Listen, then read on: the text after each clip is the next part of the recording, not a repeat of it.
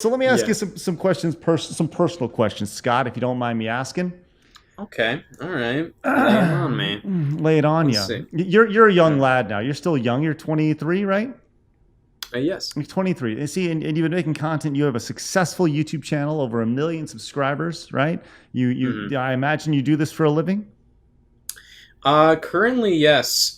Because I was working at a grocery store for quite a while. And I stayed there until May of 2019. But then after that, I was just like, this channel's getting too much. It's becoming a bit too much to focus on as like a. It was pretty much full time around then, but I was still going to my other job. What'd you do Like, at the grocery store? so I was originally a bagger back in 2013. That was my first job. I was a Dude, bagger. don't hold on. Don't you worked your way up from a bagger to manager? No, I was a cashier. I could have been manager, You're but I screwed around a little too much. lead, It was lead they. cashier.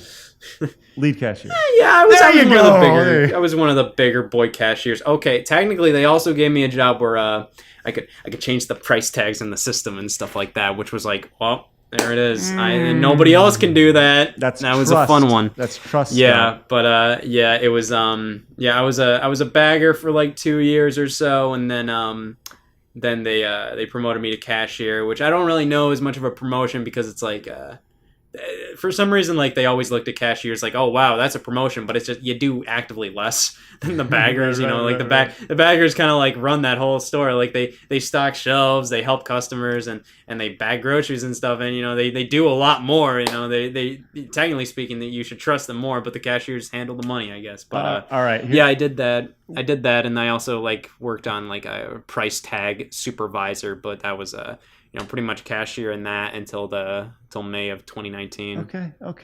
Look, I gotta listen. Here's the thing. I'm pulling this up as we're going here because I have some. I want to hear some thoughts here. Okay, because the PLU codes as a cash register, that's the hardest thing to remember as a cashier, right?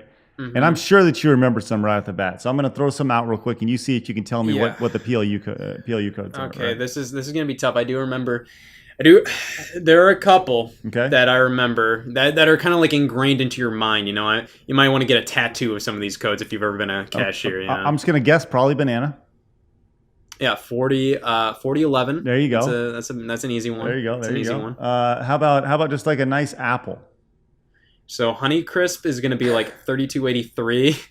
Other ones are a bit tricky. They get a little wacky, but Honeycrisp is like the one apple that you kind of know, and I know that's 3283. Nice. Let's throw a curveball out here. How about a pear?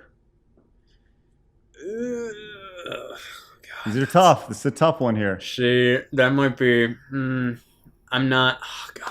See, I'm kind of picturing it, but for some reason, my mind's still going to 4011, which is just banana. Yeah, it's a it's tough just one. that's always. Oh man. Sorry, Scott. I don't know. Is it in the 4000s? Is it starts with 4? Low It's a 3. 3000s, Scott. Low 3000s. Low Yes. 3000s. I would have I taken don't know. anywhere between 3012 and 3020, Scott. I just want to. See, pears just weren't big in my area. Not as many people bought pears as you'd want them to. I hear you. So, All right, well, let's give you one more. See if you can really nail this one here. What about? I'll tell you what. What about just a straight up lemon? oh man, oh damn it! Hey, listen. You win this. Oh, you no. win this. You win the trophy for best PLU memory. I mean, it's been a year and a half, so this is embarrassing. It's only been a year and a half. Oh man. So I remember. Oh God, was this? 4. So 40. Oh. 53? Ooh. Is that it? Ooh. See, you know what? You're They are by correct. quantity, You're though. correct. What? You are correct. I was looking at 4033. It's actually there's 4033 and 4053. Scott, you Thank win. God. You win. Hooray! I finally did it. I'm gonna have to go back to that store to really shove that in their face. Man, No, look I know at they're by quantity. I remember what's by quantity, what's by weight. Bananas by weight, apples by weight, lemons, that's by quantity. I know that. I love the fact that somebody was watching this being like, Man, Scott, it took so long. It's It's, 405.3. What an idiot. idiot. God. Such an idiot. Doesn't remember. I mean, I'm not good with pears, but for some reason I can remember You my nailed the lemons, lemons. bananas, and apples. Yeah. All right. But that was my job for a while there. But I kind of wanted to keep it for a while just to it was this feeling where I was like, you know what? I don't want to immediately jump anywhere with this channel like doing well. I wasn't like I'll stick here for a little bit. It also kept you like social and stuff like that because it gave you a reason to leave the house all the time. Kind of kept you on a schedule. Remember leaving the house? That was great, man. That was awesome. Yeah. It kind of kept you it kept you on a schedule, which is good because when you're your own boss, when you're focusing on your own stuff and you're just trying to you have to be super self-disciplined. You have to be like, oh, this is the exact time I have to do this. I have to get this done right now. And being forced to kind of adhere to a separate schedule, like, oh, I have to go into work from 4 to 8 tonight, kind of forces you to know, like, okay, I have to get this done ahead of time and stuff like that. It's been a little trickier to kind of do that because obviously sometimes you're like, man, I'm tired. I don't want to do anything today, but. I think it was for the best because I couldn't imagine still working there. Sure. Like Well, so now you're full time, right? You're a young man yes. doing well. You have this career creating content that in time will influence other people to do this. So let's just say in 5 years, right? Where are you? In 10 years, where are you? Let's play the 5, 10, and 20-year game with Scott.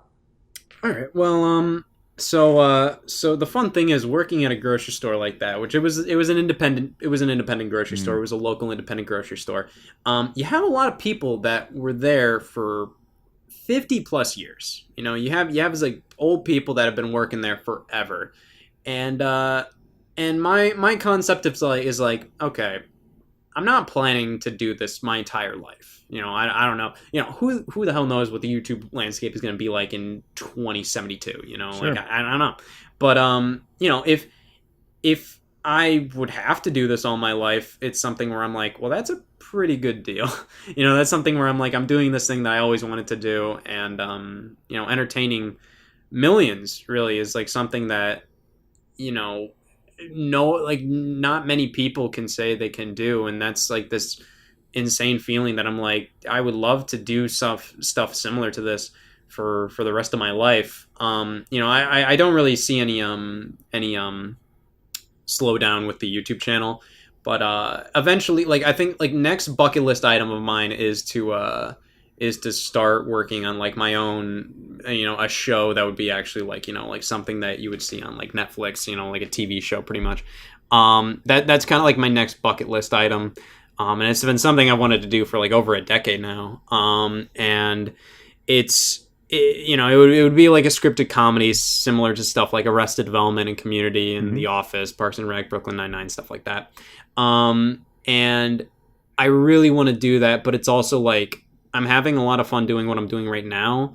So it's really hard to like kind of push something off to the side to work on this other thing when you already like that thing so much that you're pushing off to the side to work on this other thing that you want to do.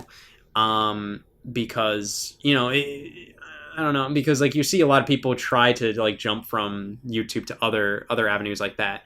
And a lot of them don't work out very well. Like it's just like a lot of like YouTube, like a lot of that audience on YouTube doesn't translate over to like something like Netflix or cable TV or something like that, or like film or anything. And I would want to try to defy that a bit by trying it. But I don't want to like, I wouldn't want the YouTube channel to really slow down because of it. I wouldn't want the YouTube channel to suffer because of it. I would want everything to be very similar on the YouTube channel because, like I said, the YouTube channel is, I think YouTube content should be very personal, as in like not specifically like, oh man, I'm going to reveal all these personal details about myself. This is the perfect avenue to reveal my soch. It's more so like, you feel much more connected with the person on camera in YouTube. And, I want that to always have this kind of like, like I said, the production value keeps going up, but you still have that homemade DIY feel. I'm the only one that edits my videos. I'm the only one that produces these videos. I get help from my friends every now and then to appear on camera or to hold the camera or something, but it's all me pretty much. And as much as like it would be so much weight off of my back to hire more people to work on that with me. One, I don't want to hire my friends because I feel like that's trouble waiting to happen. I have no doubt that my friends could do an amazing job, but I've just, I don't want our friendship to be affected by like money and stuff like that. But I always want this to, like I said, to feel like I'm just making this for like 200 subscribers or something like that. Because like when you start focusing on this too much as like a business, I remember like these sayings where it's just like, oh, like kid's on the playground and he's like on the swing set and every single day, and this guy comes up and he's like, I'll pay you to be on this swing set every single day, I'll pay you $100 a day, and the kid's like, okay, I do this regardless, and like a month later, guy stops paying the kid and the kid stops doing it, and he's just like, why did you stop doing it? It's just like, well, you stopped paying me. And I feel like that's a big problem because like this has always been a hobby of mine and I don't want to focus on it too much like a business. But regardless, like I said, like I want to keep doing that. I want to keep like it feeling like homemade, but I would like to also focus on maybe trying to do stuff like, like a scripted TV show that would be more so, high quality. I probably wouldn't have my friends act in that because I love my friends. They aren't actors. And, Sure. I'd kind of want this to be like an actual like production. Well, the YouTube channel would still be for like the fun kind of homemade stuff that you see right now, where it's like the quality is still very high, but you also, I love this sensation that anybody can look at that and go, I can do that too. Sure. Because that's exactly what I want. I want people to make more stuff. Because like that's like I said, the beautiful thing about the internet. And I think that's the beautiful thing about YouTube is that it's ignited so many people. It's inspired so many people to do their own thing. In terms of like 10 years, I would, that's kind of like my 5-year thing. I think within the next couple years, I would like to do that. That's kind of like my main bucket list thing. Maybe like I'll create a pilot, upload that to YouTube, and then see where things go after that. Afterwards, I think like, in like 10 years, I would like to do like more stuff like that, like try to do like maybe a movie or like maybe work on like a game or something like that. Maybe try my hand at like other entertainment mediums. The thing is, I would want to try to do more original stuff that isn't directly linked to like the Scott the Woz brand, which is like, that brand is great because it can encompass so many things. It's just my name. But I would want to make sure that like I can do more before I do more with this brand. Like I wouldn't want to make Scott the Woz the movie before I make like just an original movie or something. I wouldn't want to make Scott the Woz the TV show before I make like an actual TV show, or Scott the Woz the game before I make an actual game. And then after that, maybe like we can like look at that again in 20 years. That's a bit tricky. It's a tough question. I think, like, yeah, I have no idea where I want to be in 20 years either, so it's all right. Yeah, I think in 10 years, I think by 10 years, I think like at least like having like a family would be something I would like like settling down with somebody and having some kids would be obviously down the pipeline. But 10 years, that would be good. 20 years, that would be like, my kids would be 10. So Right, I'm like, right. okay, I don't even have kids right now. Right. So it's like, okay. You're gonna be starting your kids' YouTube channel. Starting my kids' YouTube channel and be like, yeah, this is garbage, but just wait until you're 20. It's going to be a little better.